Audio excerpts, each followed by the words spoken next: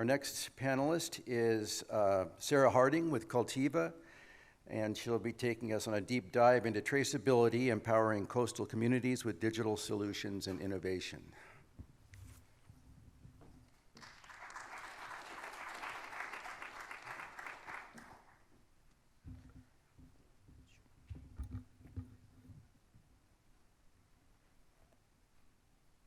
Okay, hi everyone, thank you. My name is Sarah Harding, and I am the program manager for the aquaculture sector at Cultiva. We are a leading agri-tech company with a strong focus on making global supply chains traceable, inclusive, and climate smart.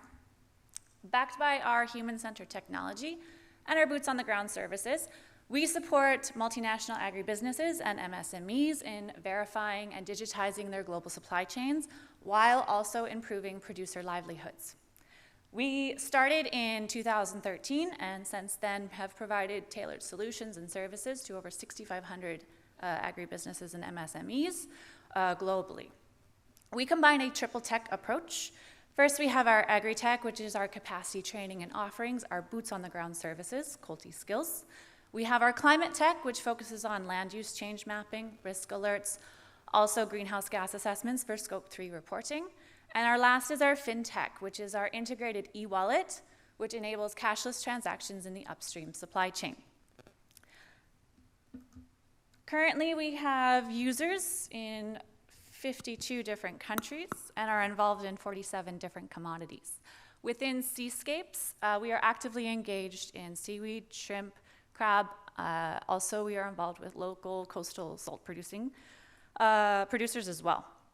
The map here showcases our projects just within Indonesia only within seascapes. We're also within seascapes in the Philippines and Madagascar. Our approach, in addition to farmer mapping and surveying, we provide capacity building and training and coaching through our boots-on-the-ground services, our traceability support through our end-to-end technology solutions, and a loan management platform, which facilitates loan provisions to smallholder producers. The numbers on the right-hand side here, these represent our achievements in seascapes only. If we were to look on that on a global scale within all commodities, those numbers would be much different. So with the increasing need for seafood traceability and the push behind more sustainable practices, what needs to be kept at the forefront of policy-making, decision-making, and new regulations is that the majority of our seafood is coming from low to middle-income countries, home to the majority of increased risks when it comes to sourcing concerns, ethical concerns, and the unknown or the unregulated environmental impact that a production or a harvest event has even had. There is an increasing need for novel solutions within both aquaculture and the fisheries sector. And addressing the concerns and the needs requires innovative solution that targets both sectors holistically. And much of that is beginning within the first mile. Now, traceability is touted as a solution to a lot of these concerns and to a lot of these challenges, but traceability does not come without its own challenges. And by working within these small communities, we witness some of those challenges firsthand within the upstream supply chain. Most supply chains are dynamic and fragmented and can be inconsistent or ever-changing.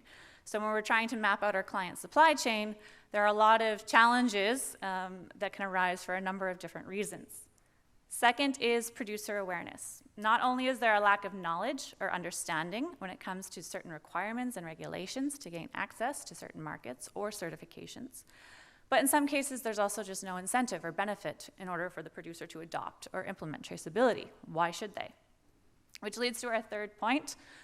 Yes, there are incentive programs out there, don't get me wrong, but at times they don't even reach the producer. In the case for seaweed, quite often the incentive for quality is received by the trader or that first buyer. The fourth point, data protection and sharing. Some of this relates back to point 2, a lack of awareness, and point 3, the lack of incentive. This can often resolve some of the hesitancy in the upstream supply chain when we're talking about the smaller actors.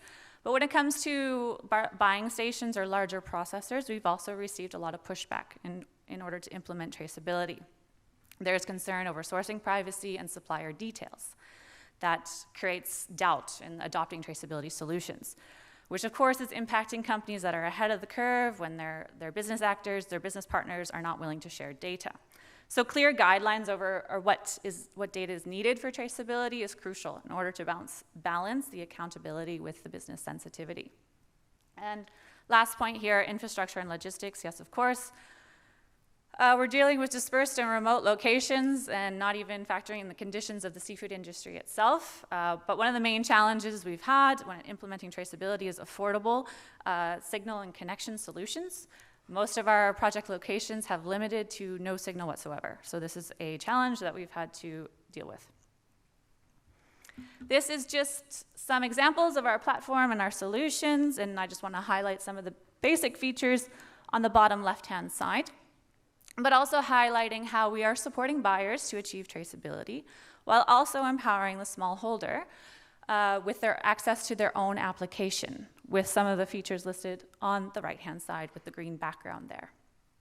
Our apps are sitting at those critical tracking events, enabling the capture of key data elements tailored to the commodity or the supply chain and provides real-time data visualization. The end result is a generated QR code that can be scanned and displays general details of producers that contributed to that batch, the harvest and quality details, and the traceability map, essentially able to see where that product flowed throughout the supply chain and the actors involved. In certain projects, our clients who have implemented our solutions throughout the full supply chain and have the on-package QR code traceability, and we have this really cool feature that when the final consumer scans the QR code, they can in fact tip the producers involved in that batch. Now we are collecting all of this data, and we can track and document the origin and journey of a particular product through the supply chain.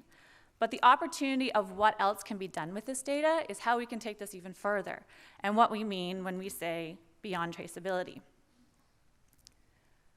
Traceability does not guarantee sustainability, but we cannot have sustainability without traceability. So traceability is a foundational element that is important for achieving broader sustainability and transparency goals, rather than just being the end goal.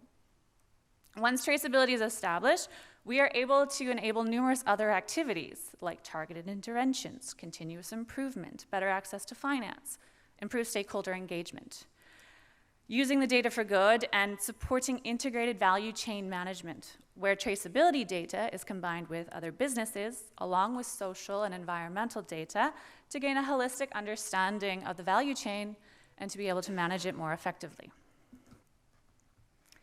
So I mentioned earlier about the challenges that we've faced. Here I'd just like to touch on what we've been doing and how we go about tackling these challenges. So mapping these individual supply chains is key to sourcing transparency, and it involves everything from farmer and household level profiling, comprehensive farm surveys, including legality and environmental risks, also includes geo-referencing mapping, GPS point and polygon. And this transparency also provides insight into social and labor issues, identifying concerns of child labor, unsafe working conditions, and so on.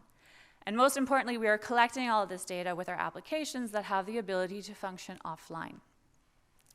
Technology adoption and capacity building, this requires immense stakeholder engagement and relates back to what I mentioned earlier about using the data for good and targeting where capacity building and support is needed, and then back that up with continual innovation and support. Many people have said that supplying field agents on the ground is not necessarily sustainable long-term, and that may be the case. But when it comes to the long-term adoption of traceability and the continual innovation support, we need those field agents on the ground. Because we can't just build a platform that policymakers, large seafood companies, and governments want to see. We need to create solution that creates, that farmers and producers want to be a part in. They want to be a part of the solution, which is why we have created the Farmer Application Farm Cloud, not with the purpose of data collection or for traceability, but for their own empowerment. We're seeking their feedback through our field agents, and we're able to continually improve and innovate our products, and acknowledging what farmers need, which is knowledge, information, and financials. And what I mean by financials is access to a marketplace and the ability to apply for loans that are tailored to their needs and their limitations. So which leads to the last point, leading to this slide here. In many cases, loans are handled by traders. in the supply chains for these small-scale producers, which is not efficient. In more positive cases, we have cooperatives and microfinancing institutions. However, a lot of cases, this is a manual process, and it does lead to inefficiencies. The idea here is to provide loans to small-scale producers that are specifically designed to support sustainable practices. These loans are tied to certain conditions or requirements that encourage the adoption of more sustainable practices. In the case of our shrimp project, in collaboration with a venture-backed social enterprise, farmers are able to participate in the program if they adopt more sustainable farming practices, like improved pond infrastructure, better waste management. These loans are dispersed as products and services only, so feed, seed, fuel, ice, and so on. And they're repaid at the end of the cycle through our applications. When the buyer arrives to offtake the shrimp, through our apps, the loan is tied to the producer ID, and it pops up that this farmer has a loan outstanding. The farmer can choose to repay the loan in full or in installment through the application and off the product sales. Ultimately, intertwining financial support, responsible input usage, and holistic aquaculture approaches to ensure that farming remains productive while minimizing environmental impact. And just to be time aware, last slide to wrap it up. Effective traceability projects within the seafood industry, from our knowledge and the coastal communities, they require a combination of technological, organizational, and community-based factors. And I will leave you with those points there. That's it from me. Thank you very much, everyone, for your time. Thank you, SAFET, for the opportunity. If you would like to learn anything more, please don't hesitate to reach out, and I can give you my contact details. Thank you.